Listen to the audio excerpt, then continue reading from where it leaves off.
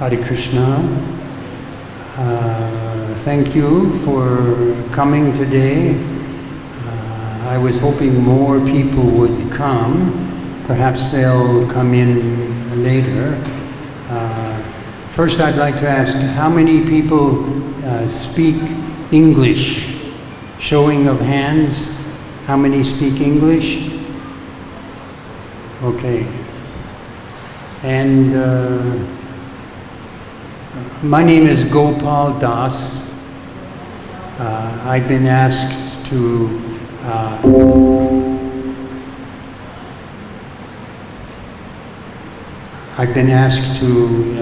speak and give you some insight into the history of ISKCON, and it's a very exciting history, and I hope that you all will get some inspiration from what I'm going to speak.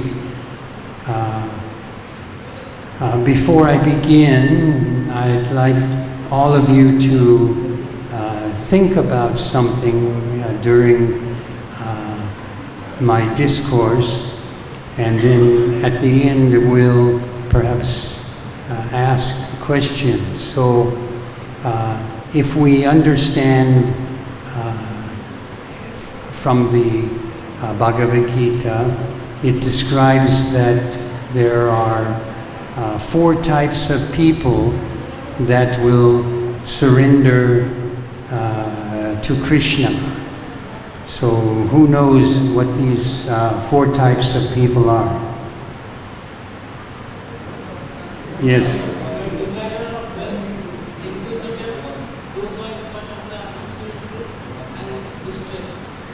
Yes, your sequences was not correct. The first, it's someone who's in search of wealth, someone who's materially distressed, someone who is inquisitive, and someone who is in search of knowledge of the absolute truth. So for one of these 4 categories, all of us have come to Krishna conscious. When we succeed in fulfilling that desire, many times our enthusiasm will diminish, and many of us will go away from Krishna consciousness. So I want you to think about what of these 4 types of devotees are you? What has brought you to Krishna consciousness? So as for myself, I met and began chanting Hare Krishna in 1967. So I was very fortunate that the first Rath Yatra festival that they held in San Francisco, which was on the back of a truck, not a cart, but a truck. I was in the park. I saw the devotees. I saw Lord Jagannath. I saw a painting of Srila Prabhupada, and I heard the Hare Krishna mantra for the first time. So at that time, as is with all of us, once we hear the mantra, it penetrates through our ears and goes into our heart, and it begins the process of Cetodarpanamajnam, cleansing away the dust that has accumulated for eons of births and have caused us to suffer repeatedly in this material world. So at that moment in 1967, my ticket was validated by hearing and beginning to chant the Hare Krishna mantra. So it wasn't until 1968 that I officially joined a temple in ISKCON. So at that time in Seattle, Washington, they had just opened a new temple. It had been open 1 week, and I came to the temple, and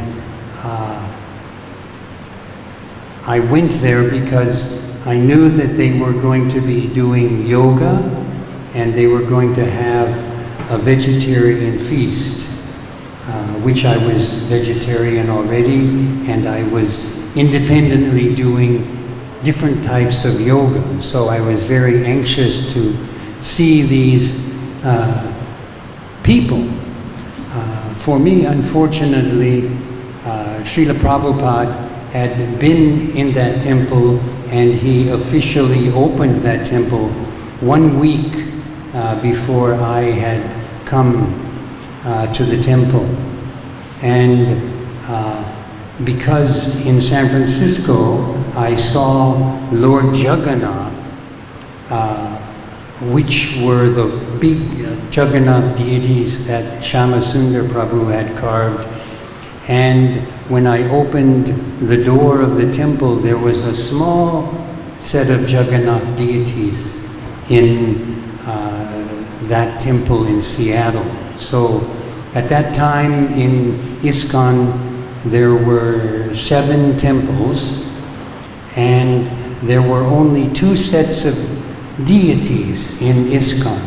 Both of them were Lord Jagannath, and both of them had been carved by Shyamasundar Prabhu. So once seeing the deities of Lord Jagannath, then I knew that this small group of boys, they were going to chant Hare Krishna. So I became very excited, and I went to the back of the temple room, and I was waiting for the kirtan to begin. So for me, this was the first time to chant congregationally. Before I was chanting Hare Krishna by myself, but this time I had other devotees, like-minded in our pursuit of spiritual enlightenment, and we began chanting and chanting and chanting, and I became overwhelmed with joy chanting with the other devotees. And after the kirtan, of course, it was time for prasadam. And we sat down, and they began serving prasadam.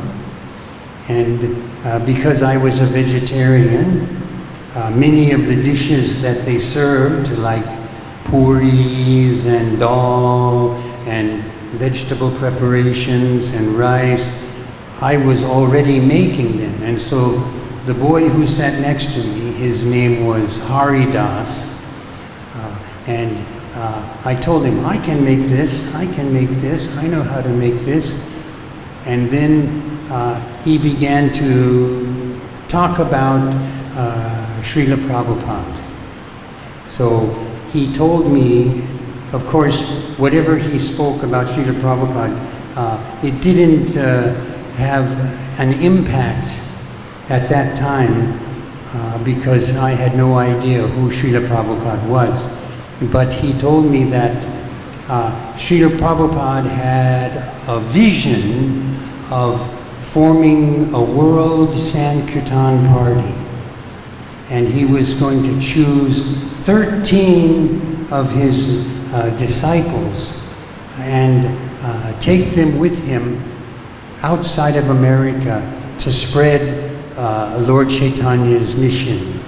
He said that there would be so many devotees who would play the mridanga, so many devotees who would play the kartals, so many devotees who would dance, and of course everyone would chant the Hare Krishna mantra. So this was just, at that time, words that I didn't really contemplate. However, at that time, in 1968, 1969, the devotees from San Francisco, whom I had seen at the first Rath Yatra festival, they went to England. And in England, everyone is aware of the success that we had meeting the Beatles, and Srila Prabhupada immediately went there and made friendships with George Harrison, other of the Beatles, and our Hare Krishna movement in England got its foothold. But for the rest of us, because unlike today, we have cell phones, we have computers, we have whatever rapid means of communication there are to communicate with everything. At that time, everything was done by mail. We didn't have internet or anything like that. So if you wanted to communicate with another temple, you could call them if you had access to the telephone, or you would have to write a letter. So as ISKCON began to progress in England, we would anxiously be waiting for information to come to us. Now, as I said, I joined officially in the temple in 1968, and so that day that I joined, the temple president, he gave me 3 books, and they were the first canto of Srimad Bhagavatam that Srila Prabhupada had printed here in India. So at that time there were no other books in ISKCON. This was before any Bhagavad-Gita or any of the books that you have contact with today. But we had these books, and the temple president says, "This is our Bible." Being that America is Christian basically orientated, so he said, "This is our Bible." And we study these. And at first I saw the Sanskrit and then the translation of the Sanskrit into English. It seemed very difficult. But for me, because I was, earlier I mentioned the 4 types of devotees, I was in search of knowledge of the absolute truth. I came in this category, and I started to read Srila Prabhupada's Srimad Bhagavatam, although it might not have been 100% grammatically written. Every question that had perplexed me, Prabhupada answered immediately. And at that moment, my quest had come to an end. So we know that we travel through many births and deaths until we meet a bona fide spiritual master. So I knew that this man, Bhaktivedanta Swami, he was that perfect master, and I was going to follow him for the rest of life. And that was a long time ago. I normally, devotees got initiated rather quickly in those very infancy days of ISKCON, but I waited for 2 years because Srila Prabhupada had gone to England, and then he had come back to New York, and then from New York he came to San Francisco. So this was 1970, and at that time a group of us from Vancouver and from Seattle, we had driven to San Francisco, and then we were going to go to Los Angeles afterwards, where I received my official initiation. But in 1970, I'm sorry I don't have the pictures, but I have pictures of Srila Prabhupada dancing in front of the Jagannath cart, and this was for me the first time to physically see Srila Prabhupada, so I became very excited. And after the Rath Yatra, we continued to drive to Los Angeles, and they had just purchased the temple in Los Angeles, and they were renovating it and changing it from a church into a temple atmosphere. And one morning, the devotees at that time, they came with a reel-to-reel. This is a recording machine now. This is before cassette players or any type of recording instruments, so everything had to be recorded on a reel-to-reel recording device. And so they put it in front of Srila Prabhupada's Vyasa-san, and I asked, what's happening? And then he said, Srila Prabhupada, he's going to come down. He's going to come down and he's going to speak with us, or he's going to chant with us. And so this was during the morning japa session, and I became so excited that Srila Prabhupada was going to come down, so I sat right in front of Srila Prabhupada's Vyasa-san, maybe 5 feet in front of his Vyasa-san, and I wanted to impress Srila Prabhupada, showing him that I was a great yogi because I had been practicing for a long time all the astangas and the different yogic postures. So I sat in a lotus position, and Srila Prabhupada sat on his Vyasa-san, and he had his japa beads, and he began chanting Hare Krishna, Krishna Krishna, Hare Hare, Hare Rama, Rama Rama, Hare Hare. So I listened to his chanting, and I tried to mimic him word for word. And so I was chanting along with Srila Prabhupada, sitting in my lotus position, feeling very proud of myself.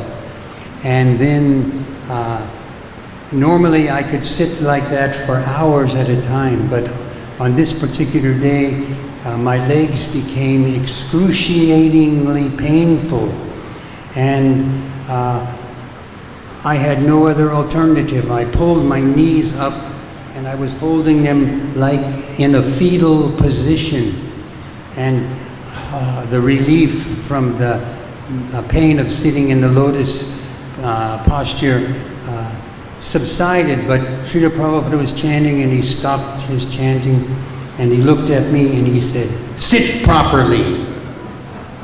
So many of you have heard this story, and some people may have made claims that this was said to them, but no, it was me.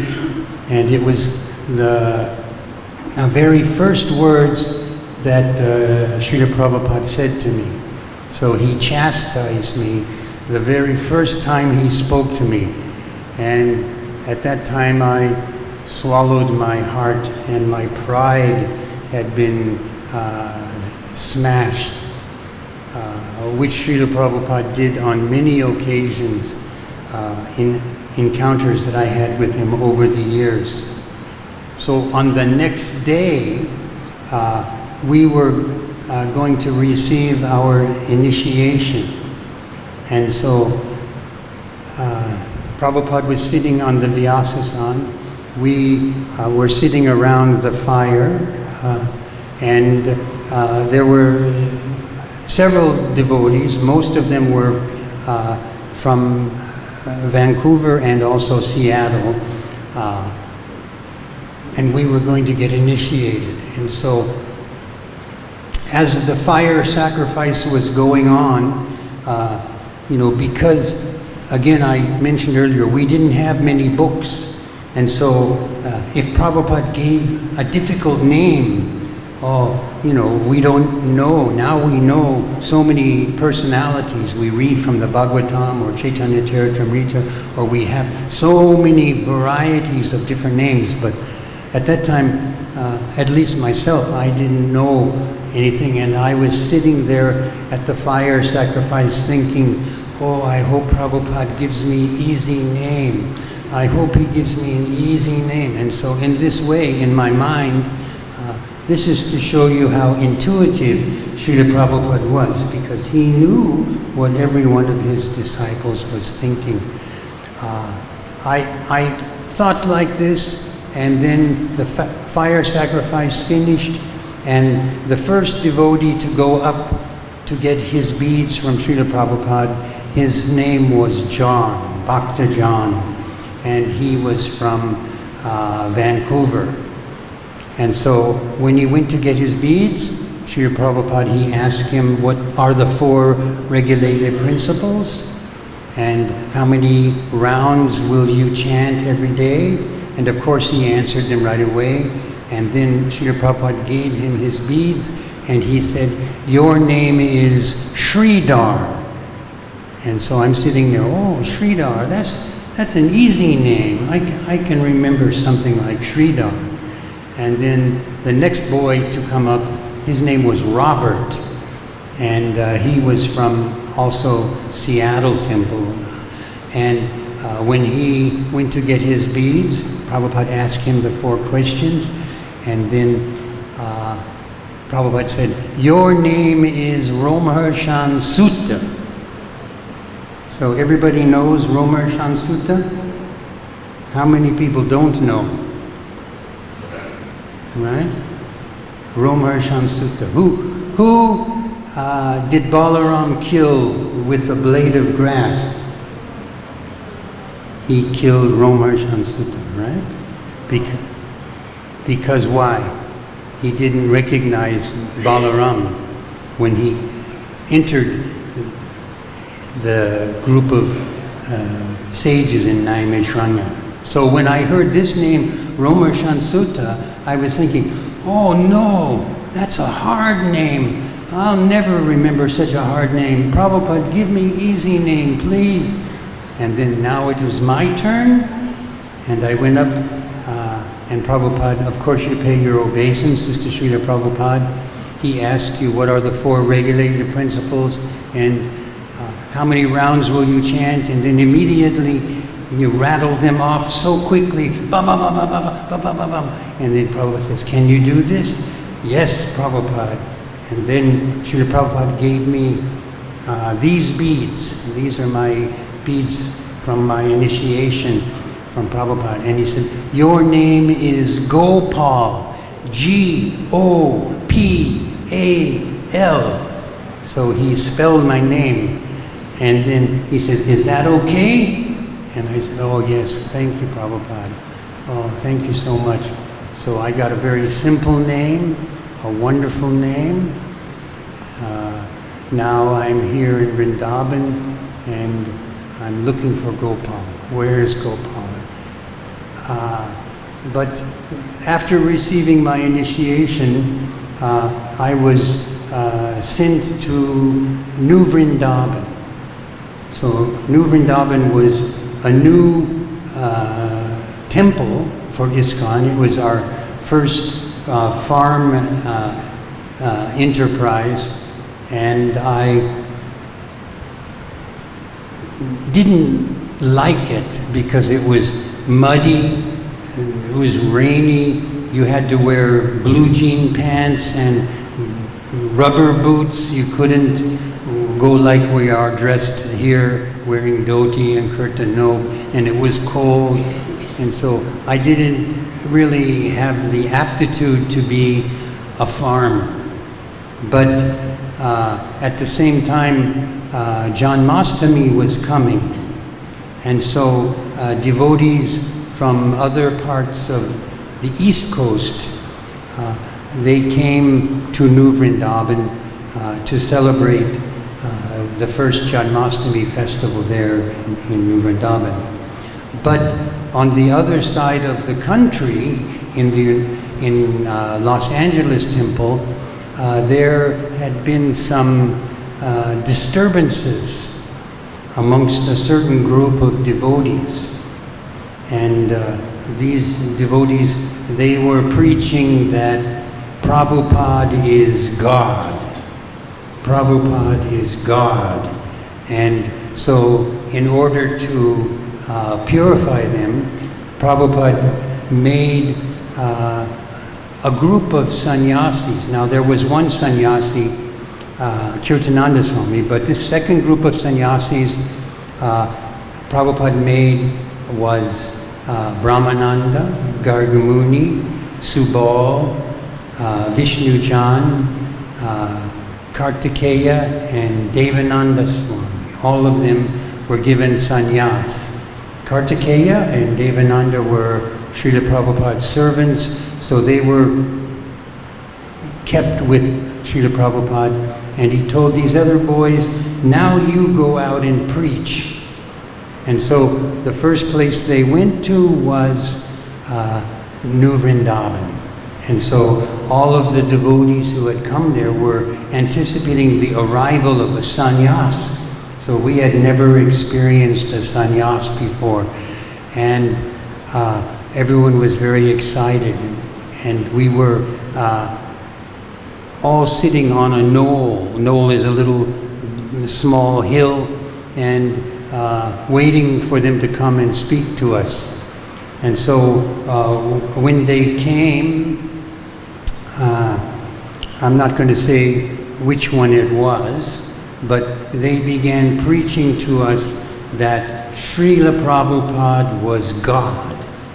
And so for me, when I heard this, I came to ISKCON because all of the Mayavadi yogis that I had seen prior to coming to ISKCON were preaching this philosophy that you are God, but you don't remember. So one day you will remember you are God.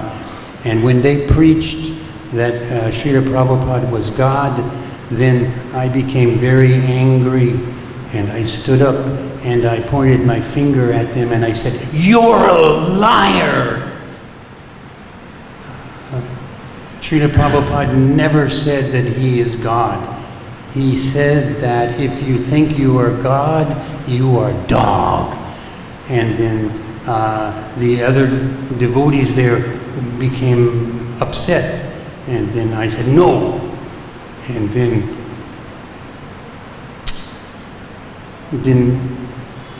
they said, don't talk to sannyasis like that. So, okay, I didn't say anything else. But at the same time, they said that Srila Prabhupada was going to leave America. He was sick of the American devotees, and he was going to leave America and never come back again. So when I heard this, then I thought perhaps this might be a possibility. So I felt so distraught. I didn't know what to do. I felt that I had an obligation to Prabhupada, that if he's gone, what can I do for him? How can I serve him if he's not here? So I with another boy, his name was Rudra, we decided we will go to Chicago and we will open a temple. So we got in the car that Rudra had, and we drove to Chicago, and we started the first temple in Chicago on Halsted Street. It's in a very low-income area of Chicago. But we were thinking that Srila Prabhupada was going to leave America. How would we survive without him? And a few days or a week, or I'm not sure exactly how long transpired, but I got a telephone call from Los Angeles, and they told me that Srila Prabhupada has chosen you to go to India with him. So I was amazed that how amongst so many devotees that were there, how would I be one that was chosen? And so they told me, you go to New York and you will meet the other devotees who are also going to go with Srila Prabhupada to India. And so I went to New York, and the first time I met with the other devotees. I don't remember, there was Dinanath, he's the first African American devotee. There was Giriraj Swami, there was Kasalya Mataji, and then I think a girl named Shri Mataji, and some others. Their names are not so important right now, but we all met, and we had to collect money to pay for our tickets. So we went out, and at the same time we had to get inoculations. So at that time, to come to India, you needed many shots for different types of diseases, and you had to have a stamp in the World Health Organization's little booklet. And so because we were short on time, many times we would have 3 or 4 different injections on the same day, and we became dizzy, and it was very difficult with all these different diseases in our bodies at the same time. But eventually we were ready. We got on our plane and we flew to Belgium. Now, in Belgium, we met with the devotees from London, Shamasundar, Gurudas, Malati, Jamuna, and little small child, Saraswati, who was the child of Shamasundar and Malati. And we got on a propeller plane, a very old style plane, and we began our journey flying to India. But on the other side of the United States, Srila Prabhupada, he had received a donation from George Harrison, and he was going to go to Japan. And in Japan they have a printing company called Dai Nippon Insatsu. In Japanese, Dai means big, Nippon means Japan, and Insatsu means printer. So the name of this company was Big Japanese Printer. And so Srila Prabhupada went there. He met with the personage in charge of the company, and he charmed them, and they agreed to print Krishna book for Srila Prabhupada. So while this was going on, we had arrived in Bombay, and we went to one gentleman's home. His name was Kailash Saxarian, and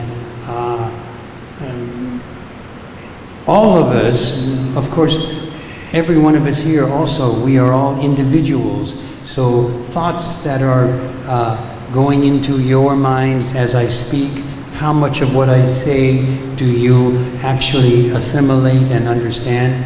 For everyone, it's different. So we were there as a group, but we still always remained individuals. And so I didn't know exactly what the brahmachari or the person next to me were thinking, but everyone was anticipating Srila Prabhupada's arrival. So Prabhupada had left LA, he flew to Japan, and accompanying him were Kartikeya Swami, Devananda Swami, and Tamal Krishna Adhikari. So at that time he was still a married devotee. And they arrived in Japan, and we had a small temple there. And there was one Japanese-Canadian boy. His name was Bruce. And Srila Prabhupada also charmed this boy, and he convinced him to join his group and follow him here to India. So they arrived in Calcutta, and in Calcutta there were two brahmacharis there, Achyutananda and also Jayapataka.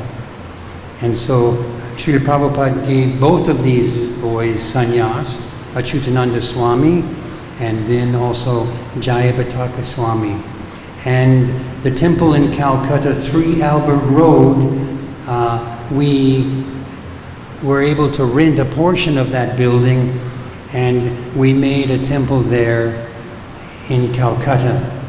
And Srila Prabhupada went to Mayapur, and he was able to purchase the land where now the great, beautiful temple is being built in Mayapur Dham. So once this was accomplished, Jayapataka and Achyutananda, they stayed in the Calcutta area, and Srila Prabhupada with his entourage, they came to Bombay. So when Srila Prabhupada arrived in Bombay, I was excited, I was so happy, and I was going to be with Srila Prabhupada. I was going to travel with Srila Prabhupada. So his car pulled into in front of the house, and Srila Prabhupada was sitting in the back of the car, and then from the right side he got out, and I was standing in the front of the car, and he immediately went inside and he went up to his room, and then of course he was followed by the devotees and also all of the guests who had come to meet this great saintly yogi. And so the first thing that I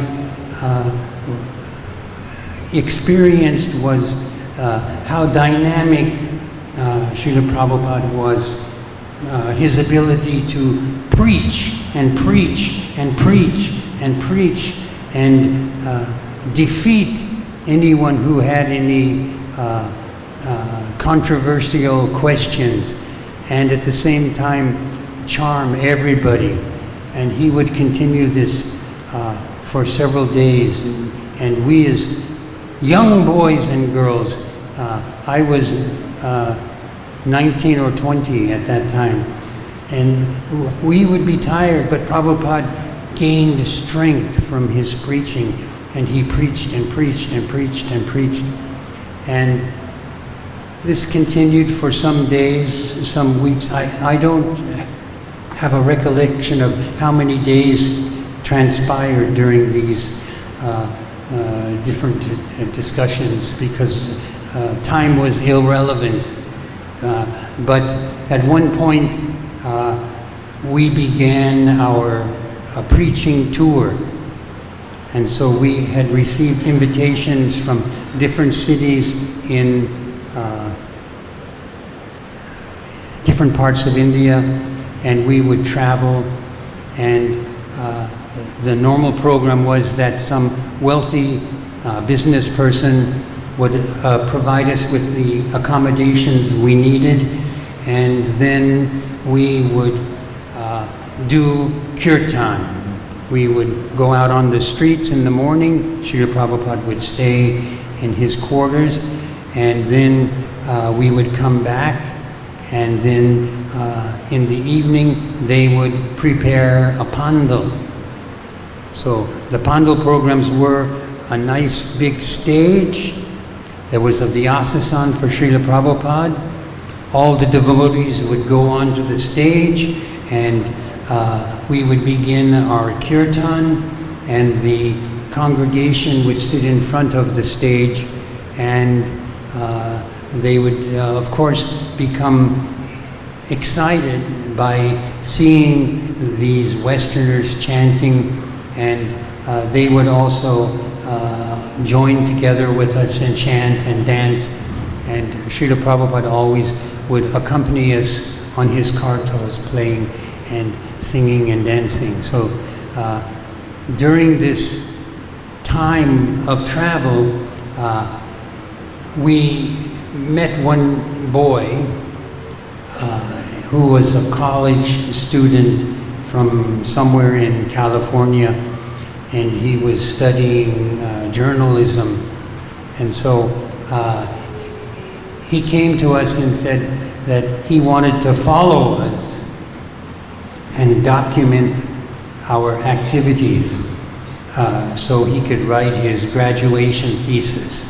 So he said, I'm going to follow you and I will take pictures, but I will never join you. I won't join you. I just want to follow you and take pictures of you. And so now we know this boy as Yarubara.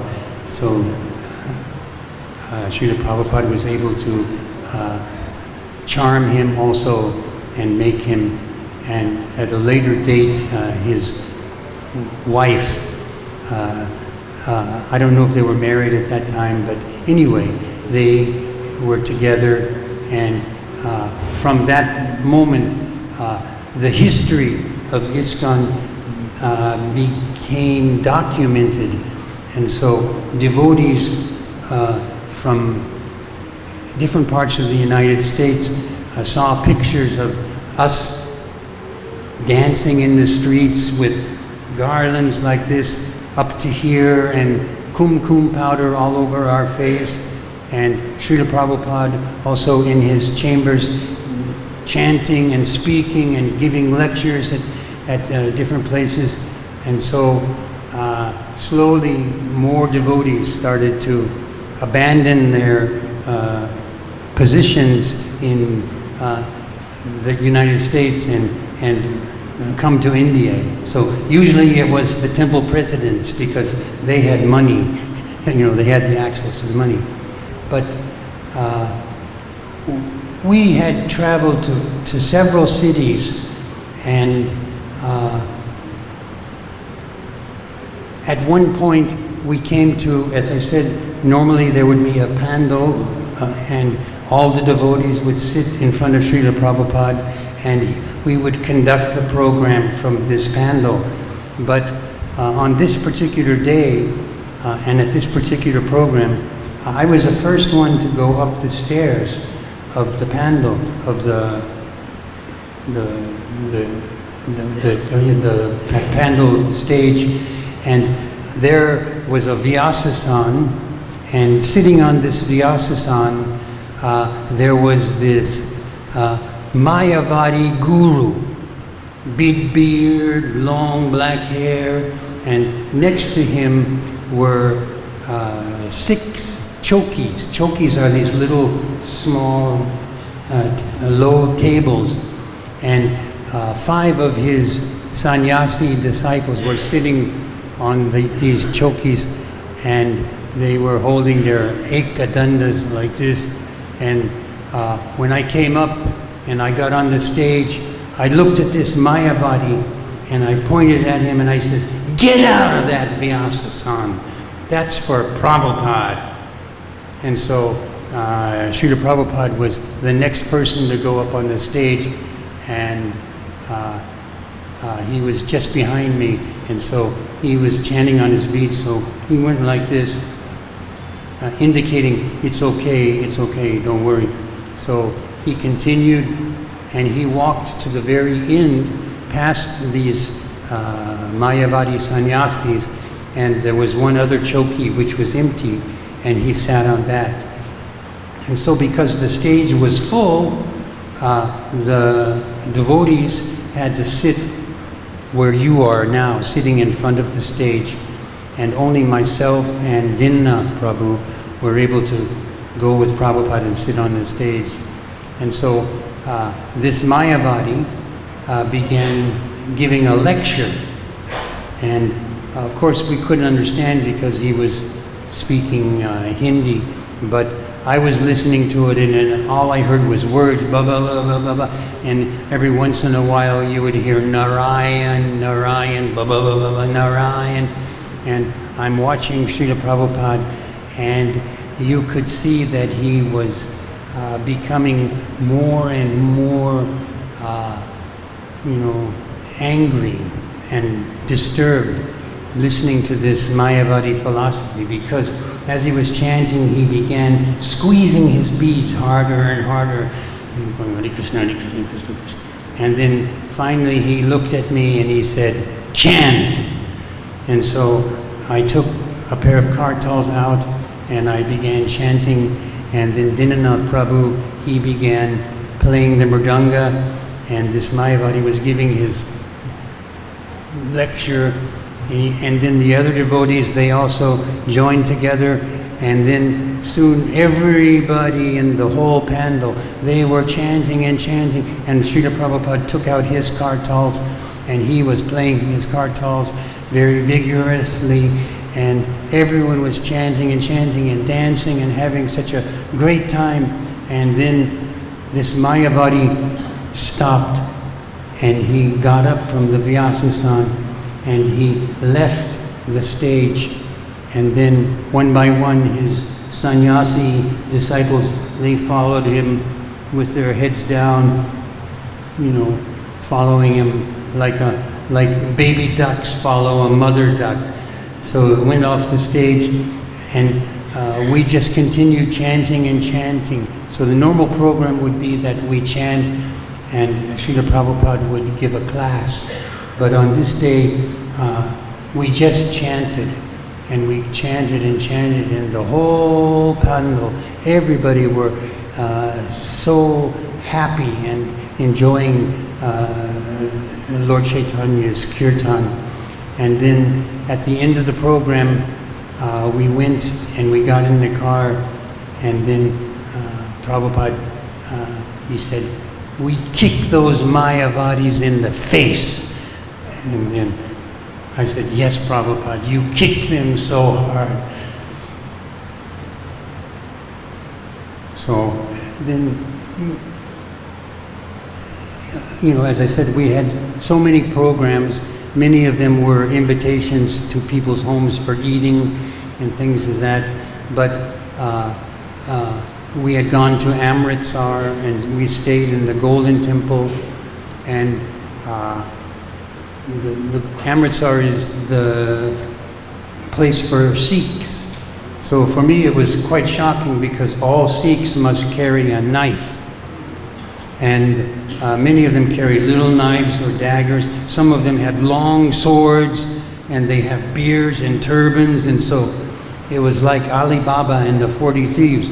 And so I was shocked. Of course, they're very kind and innocent and devoted people, but just for Westerners, the first experience was a little startling for me. And we were invited to this one rich Sikh man's home. And when we went into his house, every corner, every wall, every part of the house was mounted with the head of some animal that he had killed.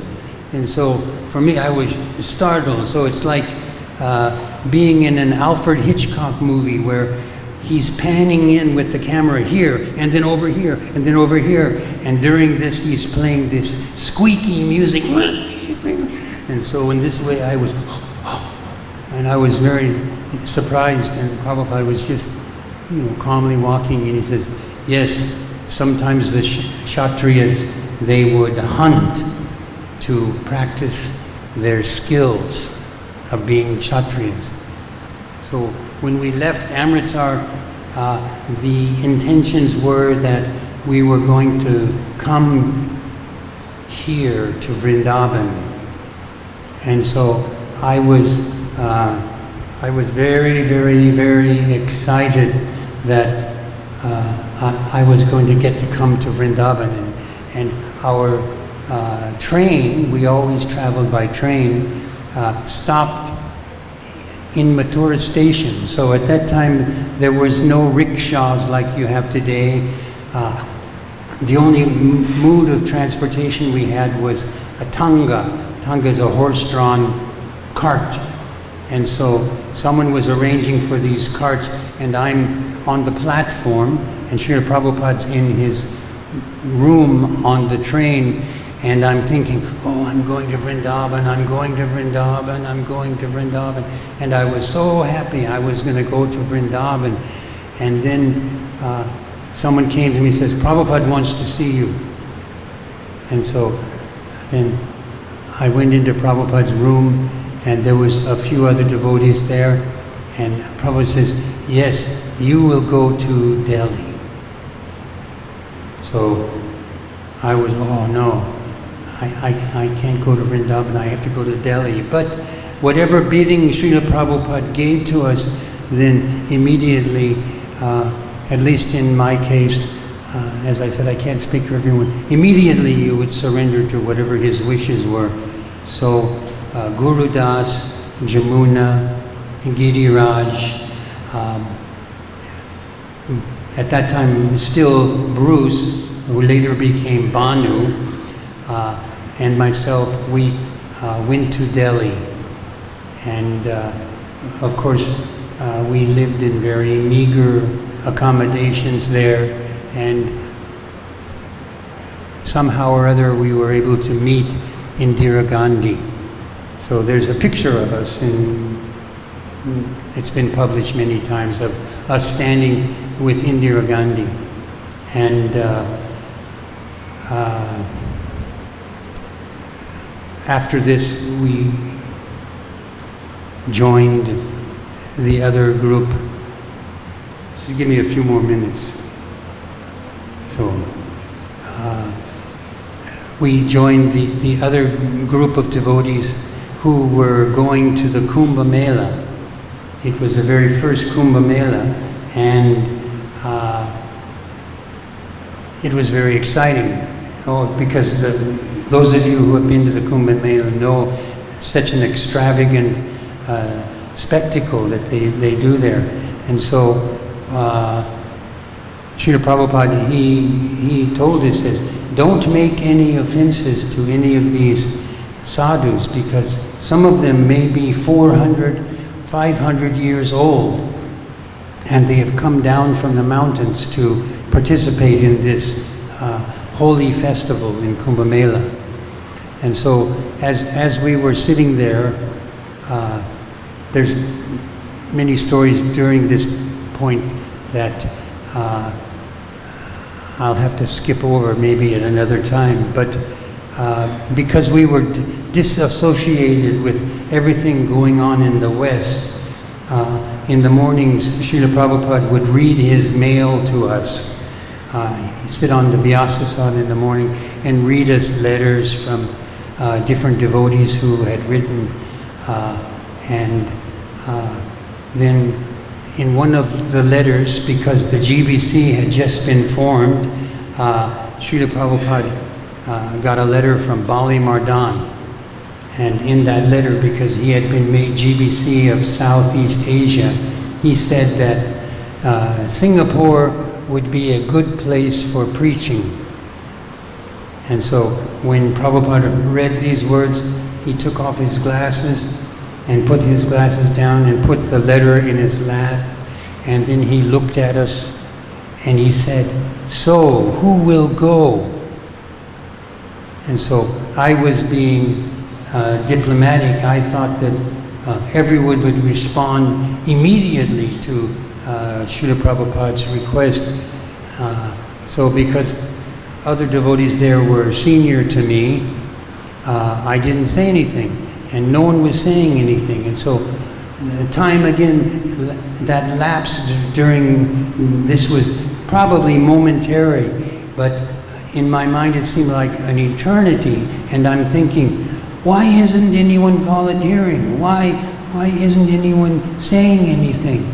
And then no one was responding, so I raised my hand and said, "Prabhupada, I'll go." And then he said, "Oh, very good. You will leave immediately." So, and then one other boy said, "Prabhupada, I'll go too." And his name was Hanuman. And then another boy, he says, "Srila Prabhupada, I'll go to Tehran." And then someone else volunteered to go somewhere else, and someone else volunteered to go here. And then at that moment, ISKCON became an international society. Previously, we had just temples in America and one in England, but at that moment, now ISKCON was going to be an international society. And he looked at Brahmananda and he says, "Yes, and Brahmananda Swami, you will go to Africa." So I know Prabhuji wants to show some other memories, but I could speak for 5-6 hours. I have many stories with Srila Prabhupada. So that day I left and I went to Singapore, and I wasn't received. We weren't received in Singapore. They didn't allow us to preach. We went to Malaysia, and in Malaysia we were accepted. Which is a Muslim country, by the way. And we began preaching, and a lady said, "I will give you some land."